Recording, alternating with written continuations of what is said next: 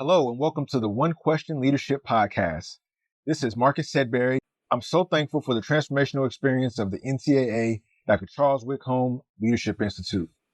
The program was one of the most challenging and rewarding leadership experiences I've ever been a part of.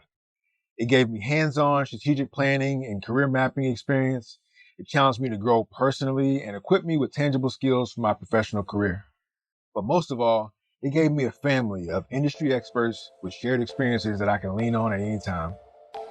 Always remember, be love and be you. Enjoy the episode.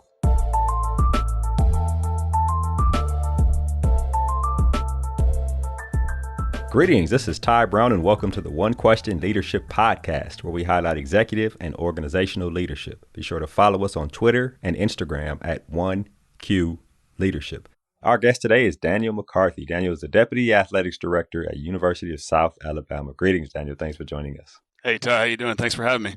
I am excited to have you on. You come highly recommended, actually, from one of my previous guests here on the podcast. And he was like, you got to get him on because, talking about leadership, talking about doing a lot of things in the time that you've been specifically there at South Alabama. I thought it would be great to have you on. Well, I appreciate the opportunity. Yes, sir.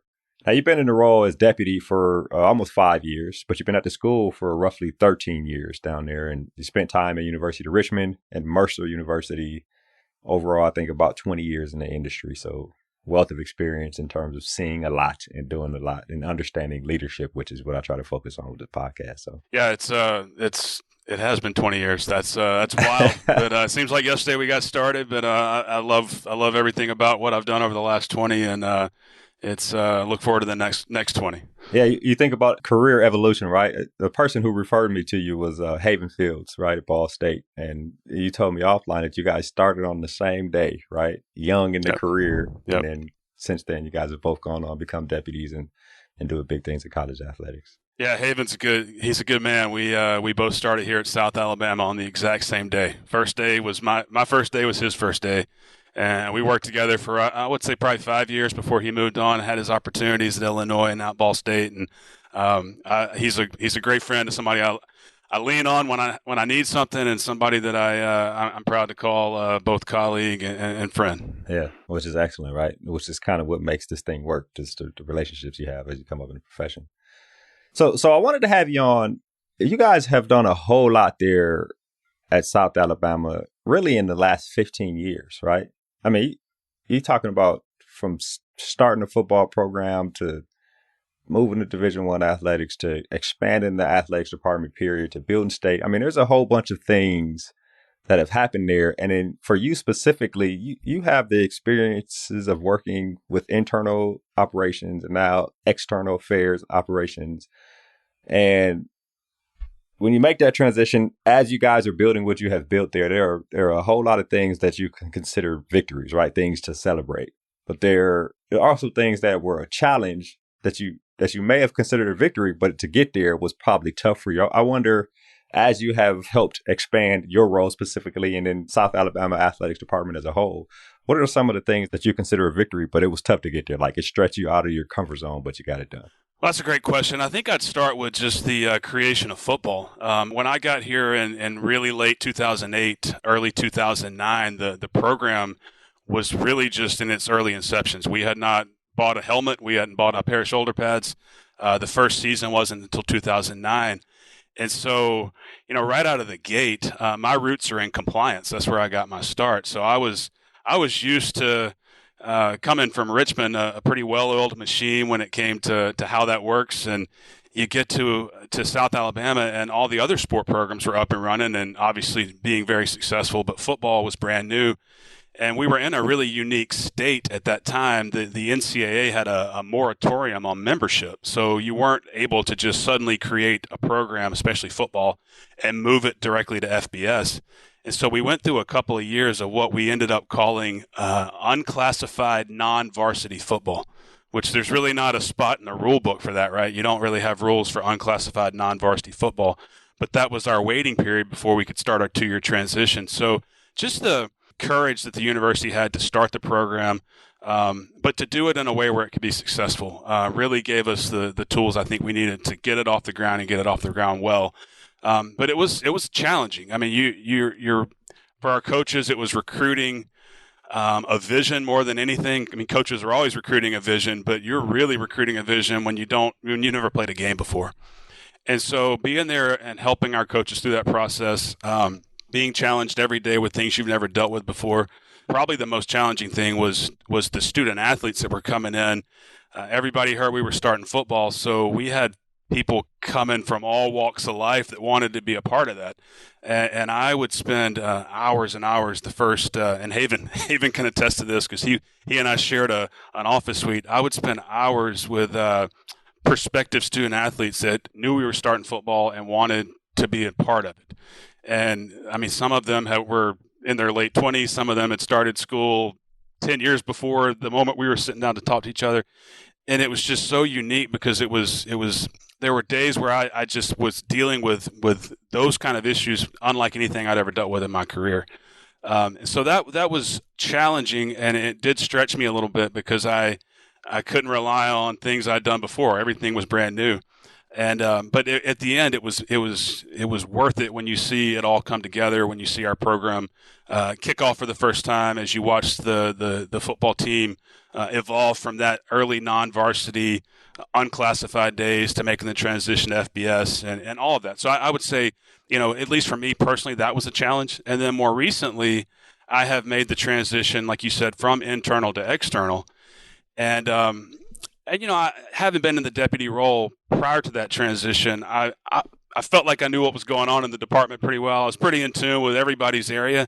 But until you take on something you've never done before in that way, it really does take you out of your comfort zone. But I was ready for it, and I was comfortable with that transition. But definitely some learning to that, taking the skills that I had developed over my career and applying them in that setting. I think came pretty easy, but I'd definitely say it was a comfort zone test for sure. Yeah, I want to ask you about the guy sitting in front of you that wanted to be a part of the team, and then I'll ask you about the shift to external. What was the specific direction they were looking for? Like they were saying, I want to play. What do I need to do? Or I enrolled already? Or look, I was a quarter. Here's my stats. Here's like, were you actually like part of the recruiting? Like, tell me how that worked. I mean, I would say I was gatekeeping more than anything for the coaches because there were so many student athletes or students that had come in that just wanted to play, but for various reasons weren't going to be eligible. And so I was sort of weeding those out on the front end. And so it was some tough conversations because this was, like I said, late 2008, and where we sit in Mobile, we're only a couple hours from New Orleans. So Hurricane Katrina wasn't that far removed from history at that moment. And so a lot of the students that I would talk with were Katrina displaced individuals who had lived in New Orleans, moved to Birmingham, moved to Mobile with their family. And there was just a variety of unique circumstances that, unfortunately for a lot of them, kind of weeded them out of the process. They just weren't going to be able to play, just didn't meet eligibility requirements. So I definitely wasn't assessing 40-yard dash times, but yeah. I was serving another purpose and assessing academic qualifications and checking those 5-year clocks. I imagine when that got off your plate, you were pretty relieved, huh? Absolutely. Like, this is not a job that I want to have anything to do with. Yeah, that's super interesting. You talked about moving from internal to external, right? And my assessment of internal is you are 100% dealing with people and details of how things operate, operations, and those types of things. And then external, you're also dealing with people, but there's a revenue generation aspect, right? Whether it be development, ticket sales, whatever it is, you're trying to bring money in so you can support the program and provide the environment for student athletes to be successful in those two. And then why the athletic director there believed that you could be successful at it. Yeah, honestly, I don't know that the mindset shifts all that dramatically. Okay. I mean, I feel like at its core, what we do is we're here to service our coaches, to give them the resources they need to be successful, and then to make sure that our student athletes have an unbelievable experience while they're here. So whether you're sitting in a compliance role where that resource you provide to a coach is just helping him or her navigate through a recruiting process, through a difficult eligibility situation, the outcome of that is giving them the opportunity to be successful. So you shift that to the external side. Now that resource looks a little different. It's a little more tangible, but at its core, it's the same thing. And it goes the same for the student athletes. I mean, if you've lost, whether you're on the internal side of the house or the external, if you've lost your true north, which is making sure that we're providing an unbelievable experience for our student athletes during their time here. I mean, that doesn't matter what branch of the organization you serve. That should be what you're focused on. And so I don't know that my mindset shifted all that much, simply because that's kind of what I believe in at the core that we do. Your day changes a little bit and the things that you're dealing with on a daily basis. So you kind of have to analyze things a little differently. But I think for me, it was pretty easy to take what I'd learned on the internal side, apply it to the external side, because I understand what our purpose is. In terms of the second part of your question, and my athletic director giving me the chance, I've been very fortunate. I've worked for, I think, 4 ADs now in my time, and Dr. Joel Erdman, our athletic director here at South, and I have been together 12 years. I started here about 6 months before he did. He came shortly thereafter, and we've just developed a really strong relationship. Obviously, over that amount of time, a lot of trust between the two. I've always appreciated every opportunity he's given to me to grow, and I've taken advantage of it every chance that I get. I mean, there's a little more than just waiting your turn in line to try something new, but it's getting that chance to do something new and then doing it well. So I think I built enough trust in him to know that I could take my skill set and move it in a different direction, because he and I both want what's best for the university. We want what's best for the department. And we felt like my moving to the external role was not only an opportunity for me, but also a chance for our department to get better. Yeah, I wonder about that aspect. Was that something that you pursued?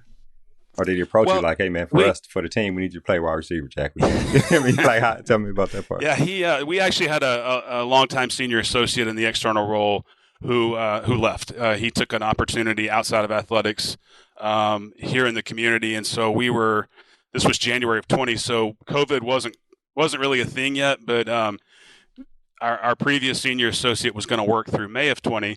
Once COVID became a thing, it just it seemed like it was an easier route for us to go than try to go out and make a hire at a time where budgets were kind of uncertain. And so a lot of things kind of fell into place that I think were unique. Obviously, I wish we didn't deal with a lot of things we had to all deal with during the early COVID times, but it presented an opportunity that just kind of made sense for all of us. Thinking about one thing you mentioned, internal, I guess the evaluation points are a little more tangible, right, in terms of external affairs. Tell me about that aspect, as you transition into the job and you can actually present compliance would be presenting the educational points where you've educated student athletes, coaches, and those type things. But now we're talking about external and revenue and those things. Tell me about that aspect of, now I'm reporting to you on these points and I can see where this can grow immediately kind of situation. So yeah, there's a scoreboard now, right? Yeah, right, exactly. When you're in an internal role, there's not always a scoreboard, and so you don't have something you can point to and measure your success. And so I think I thrived on that. I mean, everybody says this. Everybody says they're the most competitive person they know, but I'm the most competitive person I know, and I don't like to lose. And so, give me a scoreboard. Let's set some goals and some benchmarks, and whether I've got the experience, this deep, long-term experience in an area or not, I'm not going to lose on that scoreboard. And so it was setting some goals for myself personally, for the team, and understanding what we could achieve, and really kind of pushing beyond what we had done before. I mean, let's put some of those big goals on the board and just take our best shot. And so I think I was motivated by the opportunity for once in my career to kind of have something that you're measured against. I think you used the football analogy earlier. Your compliance person is usually your offensive tackle, right? I mean, you make a good block and nobody really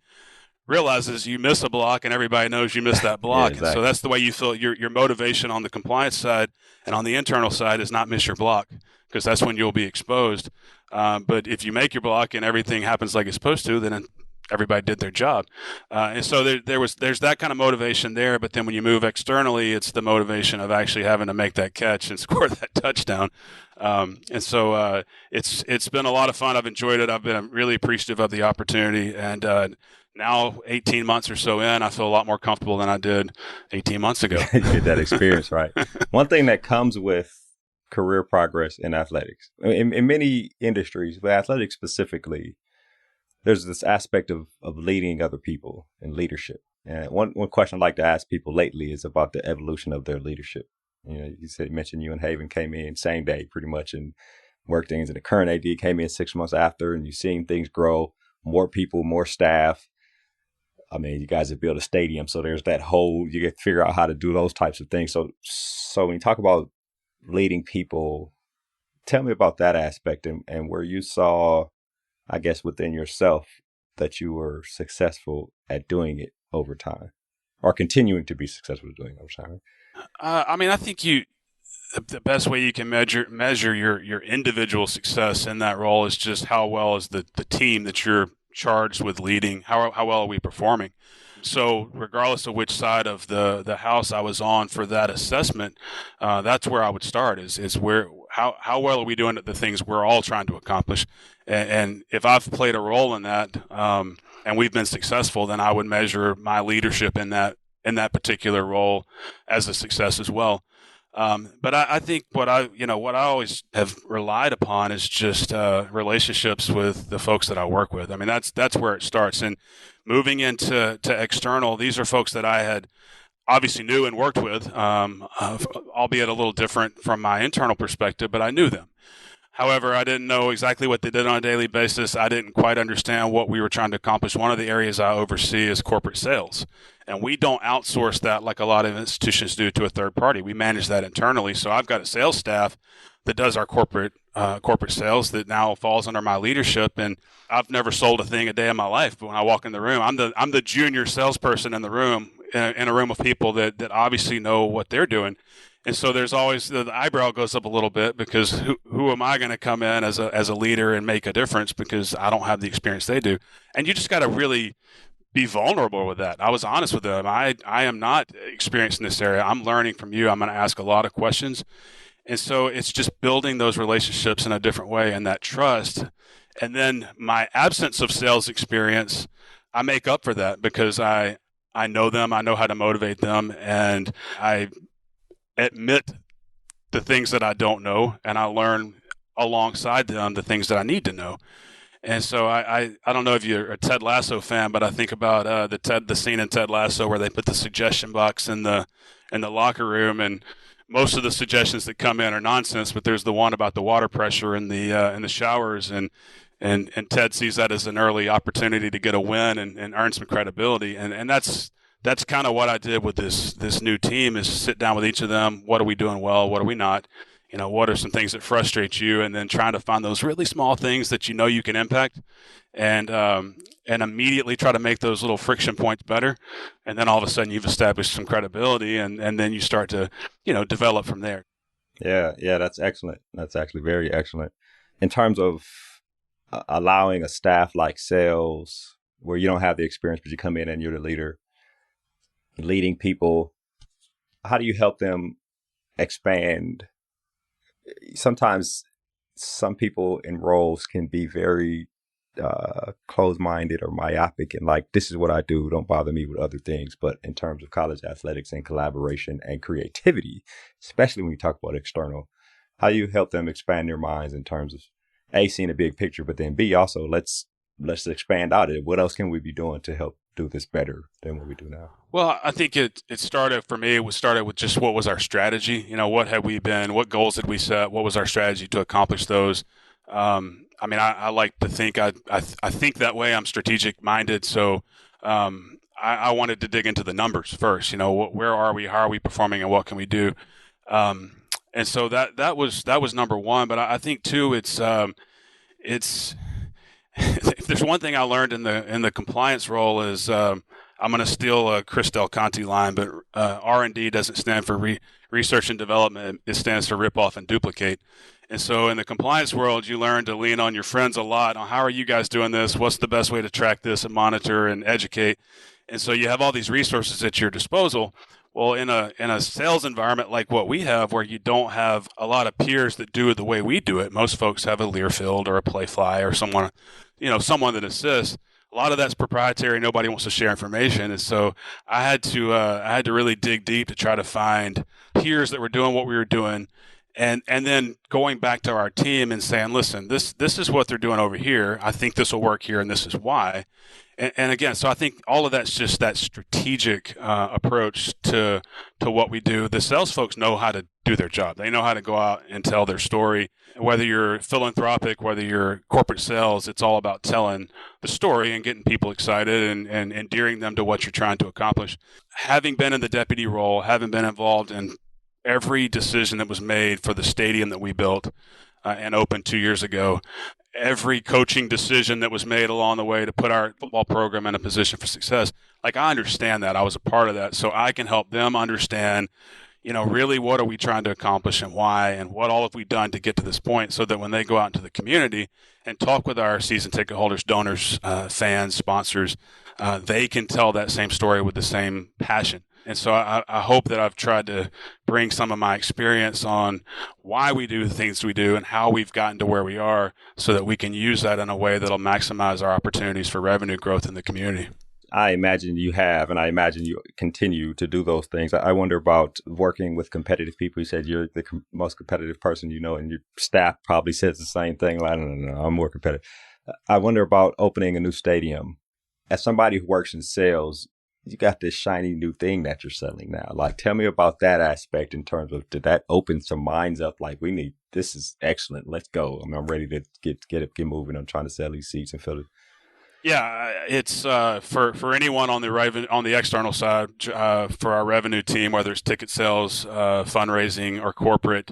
You've got the shiny new toy that you can show off. In fact, today we had a group with 70 folks that work in our health system that came over just to see the stadium, and we will tour folks as often as we can, because just getting people in the building and letting them see it for the first time. So yeah, it's been a tremendous asset for us, and unfortunately we opened it in 2020, right? We put a shovel in the ground in 2018. Everybody's fired up about September 12th, 2020 as being our home opener on campus for the first time, and then here comes COVID in March of 20. So it was, our 2020 season, we called it our soft opening. It gave us a chance to kind of work some of the kinks out. We had a 25% capacity. So, for all of our external team, that was an opportunity to learn as well. That 20 season, when we had to shrink the seating manifest down to 6,000 and pretty much not sell anything. I mean, you just had to hold tight to what you had. We got a chance to learn a lot during that season and really gear up and be ready for 21. I came to South Alabama 13 years ago, and I'll be honest, I wasn't expecting a 13-year stay. I was thinking maybe a 13-month stay. I mean, that was early in the career. You're making that climb, and we've just accomplished so much over the last 13 years as a department, as a university. Our trajectory is unbelievable. Our ceiling's really high.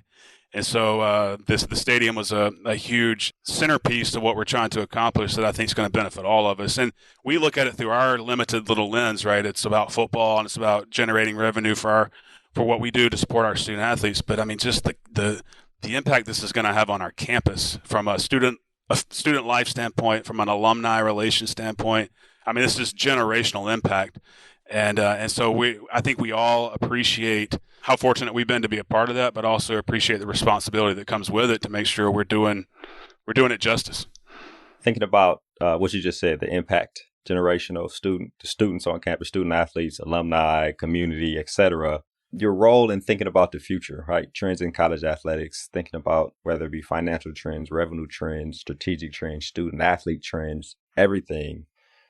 Tell me about your approach to that, really your department's approach, or you informing the athletics director there in terms of, hey, here are some of the things that are probably coming down the pike. Here's the things we can put in place, or strategically, right? You said you're strategic thinking, right? Like thinking about what you can put in place to try to, I don't know if it's hedge bets or just prepare for as much as you can for whatever's coming for the future.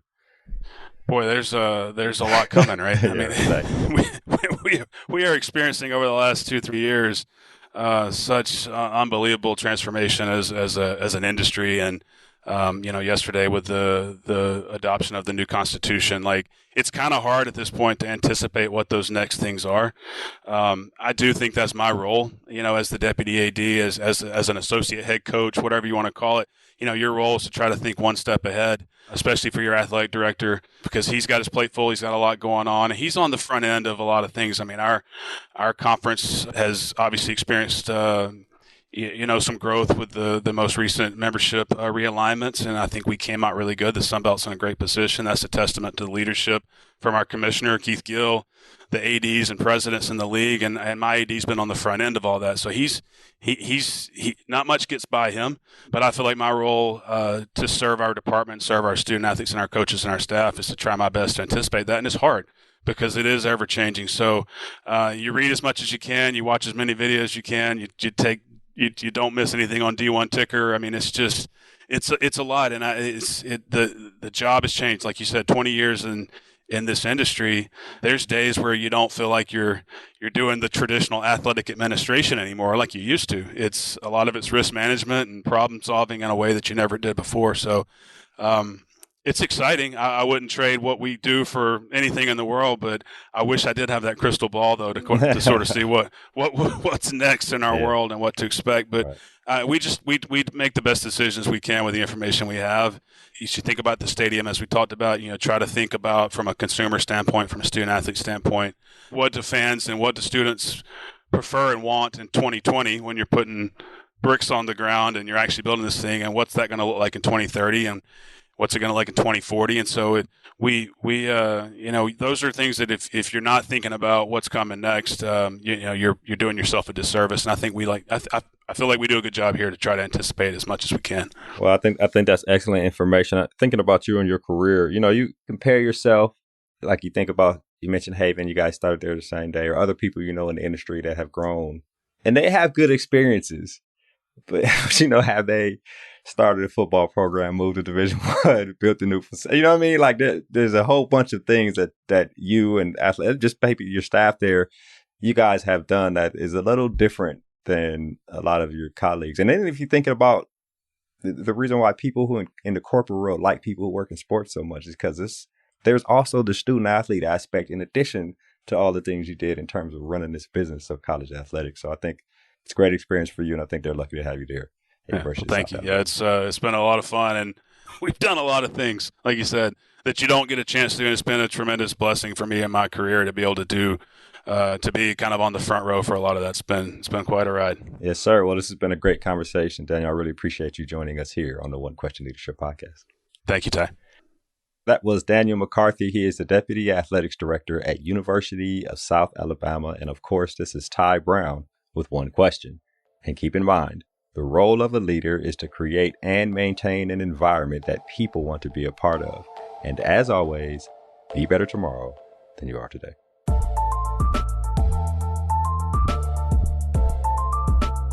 This episode of the One Question Leadership Podcast is produced by Spades Media Group, solving problems using creative leadership.